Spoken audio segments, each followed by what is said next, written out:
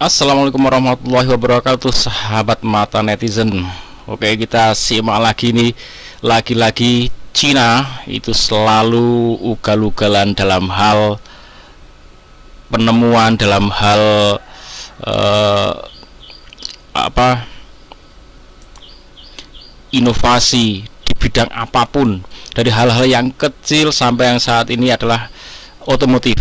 Nah, mereka berinovasi di bidang otomotif, dari teknologi mesinnya, bodinya, kemudian akhirnya apa, dia pasti akan menyerang ekonomi, pasar ekonomi otomotif, menyerang penjualan termasuk di Indonesia. Oke, kita simak seperti apa informasinya. Untuk memperkenalkan dua model terbaru dari kami, dan ini ditujukan untuk pertama kalinya di Indonesia. Pada presentasi singkat Jitor, terdapat dua siluet mobil yang masih dirahasiakan untuk meluncur di Indonesia. Namun beberapa waktu lalu pada bulan Maret, sesungguhnya dua model tersebut telah diungkapkan lewat agenda konferensi inventasi bisnis. Salah satu model rahasia itu adalah premium bensin berwujud crossover, yakni Jitor Dacing. Jitor Dacing merupakan sebuah SUV bergaya crossover compact yang mampu menampung 5 orang penumpang.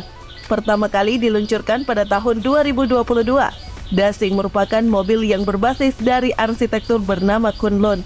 Model ini akan menggendong mesin yang sama yang juga dipakai pada Chery Omoda 5. Kami sangat antusias untuk berpartisipasi di ajang Gias tahun ini dan memperkenalkan model-model terbaru kami kepada konsumen di Indonesia. Kami percaya bahwa pasar otomotif Indonesia memiliki potensi besar dan kami berharap dapat membangun hubungan yang baik dengan konsumen di sini. Jelas Indonesia itu nggak cuma pasar yang baik, pasar yang sangat empuk. Ya jelas mereka mau pengen punya hubungan baik dengan Indonesia, jelas. Karena apa? Indonesia pasar yang sangat luar biasa. Bahkan mobil-mobil yang mahal kayak apa saja laku di Indonesia. Oke, maka ini jadi perhatian kita nih ya, pemerintah terutama, supaya memacu Indonesia biar punya mobil sendiri, enggak mereka berpacu bikin mobil akhirnya masuk Indonesia.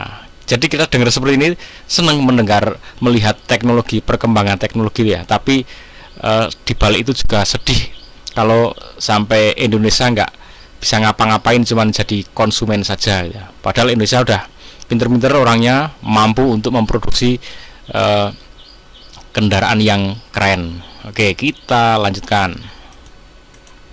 Mobil SUV ini nantinya akan dijual dalam bentuk rakitan lokal atau CKD dengan memanfaatkan fasilitas perakitan milik PT Handal Indonesia Motor atau HIM di Bekasi.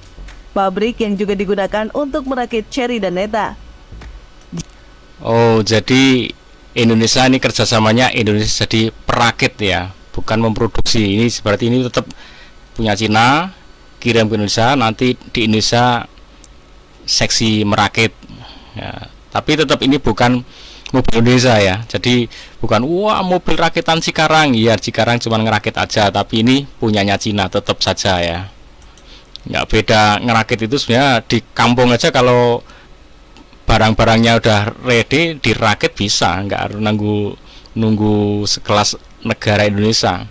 Orang-orang kampung bisa ngerakit, bahkan bodi yang rusak aja disulap, ditambal, bisa kembali lagi, bisa gitu ya. Yang notabene masih ada benang merah pada SAIC motor.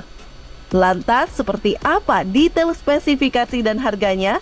Berikut ulasannya.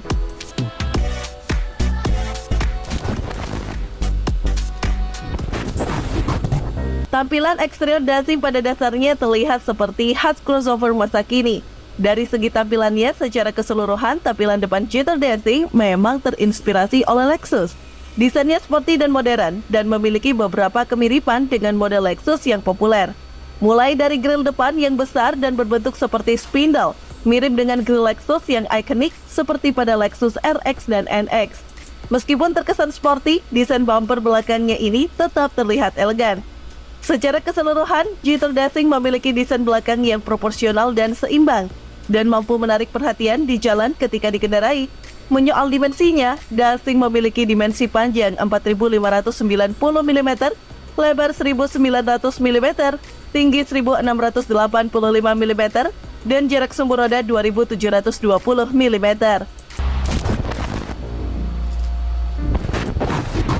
Jetor Dasing menawarkan interior yang modern, ergonomis, dan nyaman.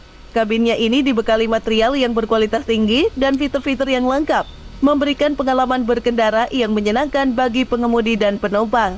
Selain itu, desain interiornya yang stylish dan sporty juga menambah daya tarik Jetor Dasing sebagai SUV compact pilihan. Roda kemudinya menggunakan model palang 2 yang dipasangkan dengan klaster instrumen 8 inci yang ringkas dan head-up display agar pengemudi dapat mengakses informasi mengemudi dengan mudah. Kamera 360 derajat, ambient lighting, dan fungsi bantuan mengemudi level 2 plus yang mencakup cruise control dan menavigasi perubahan jalur. Yang gak kalah pentingnya, di atapnya sudah ada panoramic roof buat menambah kesan mewahnya. Soal konfigurasi, mobil ini sama dengan HR-V ataupun Mitsubishi X-Force. Dia bisa muat hingga 5 orang. Kemudian jok depan bergaya sporty dan lapisan seluruh joknya dilapisi bahan yang lembut. Untuk kursi depan sudah bisa diatur secara elektrik, serta dilengkapi dengan speaker di kedua sisi sandaran kepalanya. Soal performa, Jetor Dasing dilengkapi dengan mesin PHEV dan bensin konvensional. Untuk pilihan mesin bensin, SUV compact ini hadir dalam 2 opsi mesin. Yang pertama, varian basic, menggunakan mesin bensin 1,5 liter turbo yang mampu menghasilkan tenaga sebesar 154 horsepower pada 5.500 rpm dan torsi 230 Nm pada 1.750 hingga 4.000 rpm.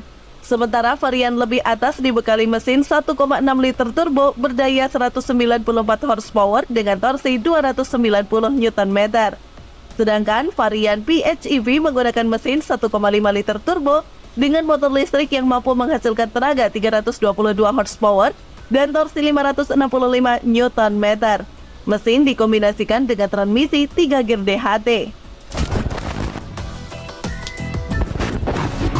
PT JDI sebagai distributor resmi kendaraan Jetor di Indonesia telah mengumumkan rencana untuk meluncurkan Jetor Dasing di Indonesia pada kuartal 3 2024. Harga resmi Jetor Dasing di Indonesia belum diumumkan, namun diperkirakan akan berada di bawah 500 juta rupiah. Sebagai gambaran, di Cina, Jetor Dasing dijual mulai dari harga terendahnya ada di angka 96.800 yuan atau sekitar 217 jutaan rupiah. Nah, gimana menurut teman-teman? Oke, sahabat Mata Netizen, itu tadi mesinnya berarti hybrid ya, dan teknologinya seperti itu memang China luar biasa. Tapi ini yang jadi catatan, ayo Indonesia segera bangkit, karena Cina sudah sedemikian membahananya, menggempur terus dunia otomotif. Kalau kita hanya menerima matengannya terus ya, kita hanya menjadi pasar yang hanya dijejelin barang jadinya aja dengan harga yang udah mahal ya. Apalagi mereka butuh aki, butuh apa untuk part-partnya, itu bahan bakunya malah dari kita. Jual bahan baku murah, diolah di sana, matengannya kasih lagi ke kita, sudah mahal. Jangan sampai seperti itu. Ayo kita Indonesia bangkit, karena Indonesia ini SDM-nya insya Allah mampu, sumber daya alamnya juga oke. Jadi harusnya nggak ada alasan Indonesia ini tidak bisa bersaing. Kalau Indonesia bisa bersaing, jadi kita nahan mereka masuk itu masuk akal. Udah nggak usah masuk karena Indonesia udah punya produk sendiri. Tapi kalau kita nggak punya produk, menahan mereka nggak bisa. Gimana orang misalkan orang pengen beli mie ayam, wah ada orang yang jual mie ayam dari Cina masuk, sementara orang Indonesia nggak ada yang bisa bikin mie ayam. Sementara orang Indonesia pengen makan mie ayam, ya nggak mau harus dipersilahkan masuk. Ya udah silahkan jual mie ayamnya, karena orang Indonesia nggak ada yang bikin gitu ya. Oke teman-teman, semoga bermanfaat, membuka wawasan kita, informasi kita dunia otomotif. Semoga bermanfaat. Jangan lupa bahagia, ucapkan alhamdulillahirabbil alamin. Assalamualaikum warahmatullahi wabarakatuh.